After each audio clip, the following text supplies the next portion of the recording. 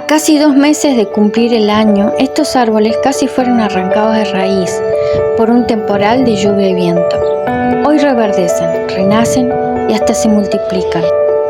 Cuántas heridas, cuántas injusticias, traiciones, abusos, humillaciones y abandonos tuvieron que soportar los integrantes de nuestros árboles genealógicos para seguir siendo parte, seguir perteneciendo, aún en el desorden y en el desequilibrio del dar y recibir.